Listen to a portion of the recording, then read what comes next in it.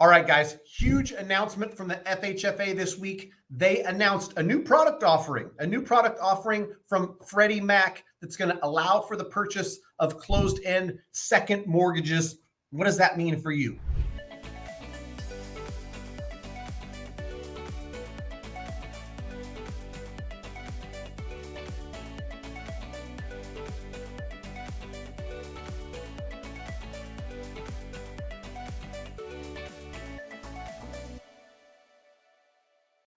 In this video, I'm going to talk through the proposal. I'm going to show you exactly where you go on FHFA's website where they're asking for public comment. There's 30 days for you to give public comment. There's specific questions that they want the public to answer. They want to get a feel for if this is a product that they should be offering. And if so, it will be something that will be offered in the near future when it's approved.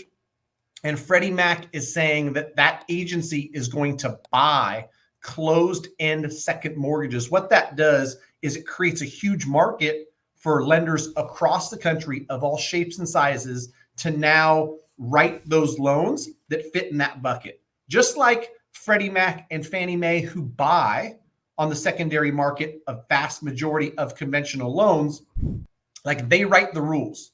They say how much down payment is needed, what credit score minimums are needed, debt to income ratios, and then lenders across the country write loans to those specifications. So if this gets passed and they say, we are now going to buy closed-end second mortgages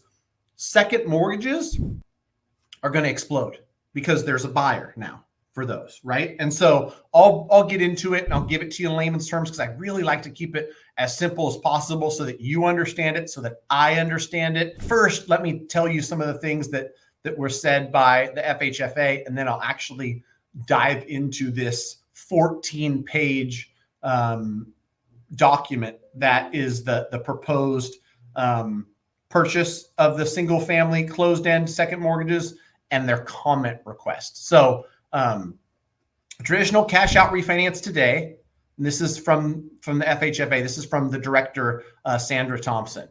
It may pose a significant financial burden as it requires refinancing the entire outstanding loan balance. And again, we've talked about this. If you owe $300,000 and you've got a 3% interest rate, you don't want to go get a new loan for $350,000, pay 7% on all of that $350 just for access to that $50 that you might need for debt consolidation, that you might need for a student's college, that you might need for whatever it is, right? It doesn't make sense because now you're not just taking out $50,000 at 7%, you're taking out the whole $350 and you're, changing that payment drastically on that money that you've already borrowed. So I think I don't need to necessarily read through all their comments, but they see a financial benefit for the consumer. That's why they propose this product. And I'll show you and we'll dig into it. I'll try not to be super long-winded on this because there is a lot. So FHFA's site,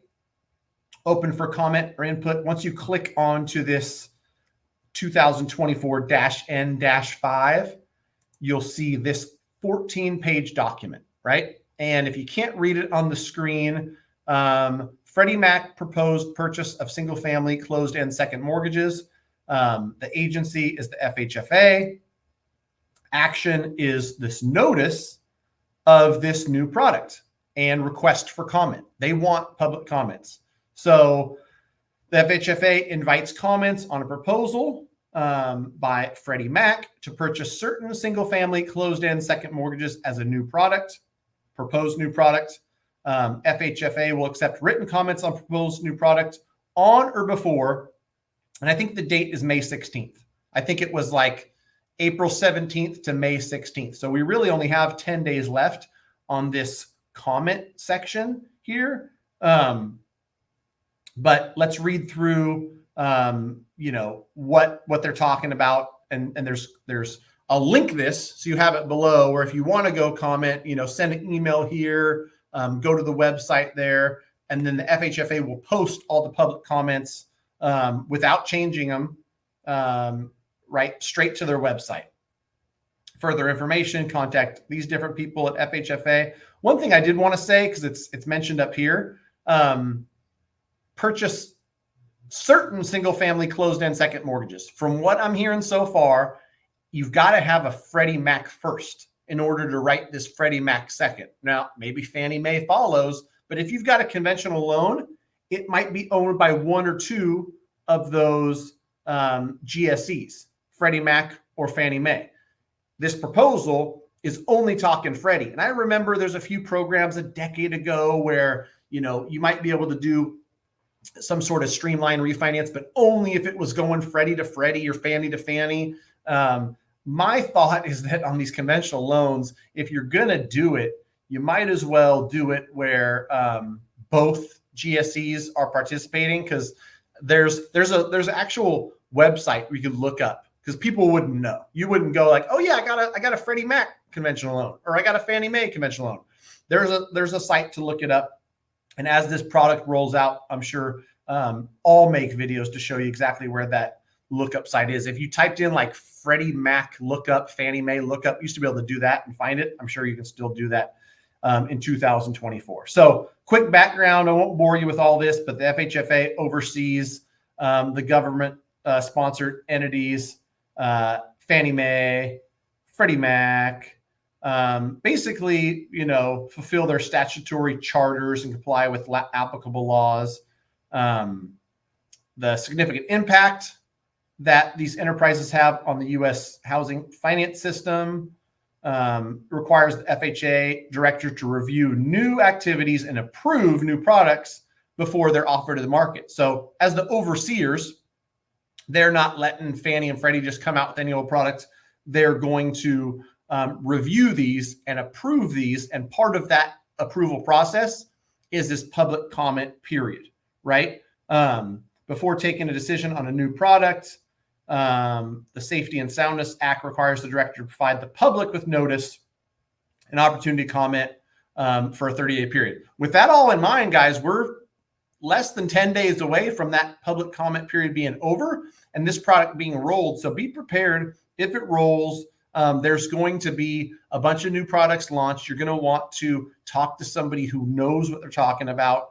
I can tell you with absolute certainty, multiple lending partners I have on the wholesale side that are the best of the best, that do tens of billions, if not hundreds of billions in mortgages per year, are going to have endless trainings, endless, documentation on how to submit these loans, how to structure these loans, and the like. So, boy, oh boy, 14 pages is a lot. FHA has determined this proposed new product, it merits public notice, and whether or not it's in the public interest. I want to get to like where they're talking about why, right? The objective of it, the proposed new product. In the current housing market, this is the meat of it, the stuff that pertains to us, I think. Marked by higher mortgage rates, low housing supply, and continued year-over-year house appreciation, existing borrowers face limited options to access equity in their primary residences. For many homeowners who purchased or refinanced their home during the low interest rate period, a refinance is at a higher rate. Yeah, we know that. Homeowners may also use second mortgages to access equity in their homes. For a second mortgage, only the smaller second mortgage will be subject to the current market rate. All right, this is simple stuff. This makes sense. This is why home equity lines of credit, all these other products are popular right now. Don't touch a $500,000 first at a 3% rate if you only need $80,000 for debt consolidation, investments, whatever it is.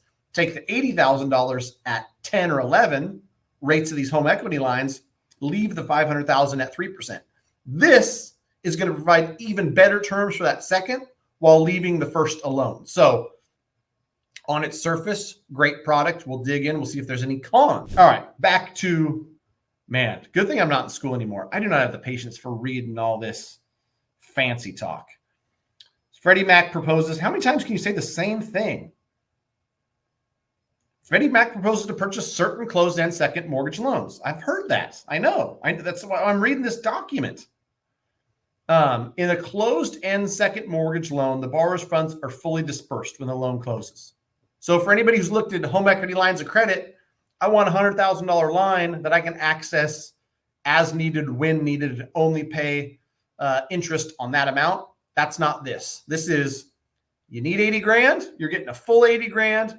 It's fully amortized, whether that's 20 years or 25 years. I think I read somewhere that 20-year terms are going to be the norm. You've got a payment every single month, $427 based on interest rate, based on how much you borrow, whatever the case may be. It's that type of loan where it's a true like second mortgage loan that gets, dispersed in full at closing. And the proposal is this product's going to provide a lower cost alternative cash out refinance. All right. Said that 5 times. I get it. The following tables contain Freddie Mac's proposed parameters, which help describe the proposed new product. All right. Here's where it starts to get to where, like, anybody who's talking that there's going to be trillions and bazillions and quadrillions, come on, bro. It's not going to be that many loans because it's going to be limited to, well, I shouldn't say that. 2020 and 21, everyone refinanced. Most people did conventional. Most people are Fannie and Freddie. So Freddie now, Fannie later, more likely than not. When Freddie does something, Fannie follows suit. Seller participation. Seller must be an approved and active seller servicer to Freddie Mac, pretty much all lenders across the country. Freddie Mac will only purchase a second mortgage if it currently owns the first. That's the caveat. That's what's going to make this where, like, not everybody, there's $4 trillion in equity to be tapped. Like, only a certain amount of it has a current Freddie Mac first, where it's eligible to get the Freddie Mac second. All right. Land trust, no bueno. Cooperative share mortgages, no bueno. Limitations on the number and aggregate unpaid principal balance of second mortgage purchases for an initial period. All right. So they're only going to write a certain amount. They're going to test the waters. Here's where I read it. Fixed rate, up to 20-year term on primary. Here's the observation on the right, which I won't read, but like, we know what they're trying to do. Low cost alternative to a cash out refinance. They've said that a lot. Second mortgages would initially be delivered through the cash window. Like, somebody just brings piles of this paper and these second mortgages, they deliver them to a cash window somewhere. I don't know who's got that job. Freddie Mac would initially provide spot bids rather than forward prices. So pricing is going to be good. That's my guess. Loans would remain in portfolio for approximately 6 to 9 months. Loan servicing. Just like first mortgages, overall servicing for second mortgages would be the similar. Like, whoever's collecting your payments and taking those payments, that job ain't hard. Payment due, send here. Payment received, payment entered on ledger. The end. Manual underwriting. Maximum total loan to value. So first mortgage plus second mortgage has to be less than or equal to 80% of the home's value. Example, your home is worth $500,000. You owe $300,000 on the first mortgage. Your second mortgage, the max is $100,000 because 300 plus 100 is 400, and 400 is 80% of 500. Hopefully that made sense. If not, rewind, play again. If the first mortgage is refinanced, the second mortgage must be paid in full with the first mortgage unless prohibited by law. So yeah, they're not going to subordinate, sounds like. Potential impact, potential borrower benefit in the current rate environment. Let's say that again. Jeez Louise. Same stuff. 3% on the first, where you owe 120. Getting a second mortgage for 30 grand, you don't want to pay 7.5% on the whole kit and caboodle. Let's get a $30,000 second loan at 7.5% and leave the first alone. And this is going to show us like what the difference is. Full cash out refinance, you're going to have a new payment of $1,048. If you keep the first alone at $632, you've got a second at $279. Your payment's $912. So you're saving not just this $136 a month, but total first and second mortgage interest paid by the borrower is 114 grand versus 227. Assuming you're in that loan for 30 years, which isn't necessarily the case, but this is what matters to borrowers, right? On this small example, you're saving 130 a month. On a bigger example, you're saving 500 a month. On a bigger example than that, you're saving $1,000 a month, and over time, less interest. So you don't got to go through the math. The maths, we know that. Providing liquidity and stability in the secondary mortgage market. Yeah, I mean, if the biggest players are playing, they're buying them. Is going to be helpful. All right, I think that's it. Let's get to these requested comments, right? FHFA requests comments on the questions below. Commenters do not need to answer each question. Please identify the question answered by the number assigned. To what degree might the proposed new product advance any of the proposed set forth in Freddie Mac's Charter Act? Who is answering these questions? To what degree might it advance Freddie Mac's duty to serve? Is there really like people out there that are, to what degree might the proposed new product already be supplied? Now, okay, now we're getting to more like English language type questions. I didn't know I was going to need the degree to read this stuff. Okay, will it promote or lessen competition? It'll promote competition. I think it will create better mortgage products. To what degree might the proposed new products overcome natural market barriers or inefficiencies?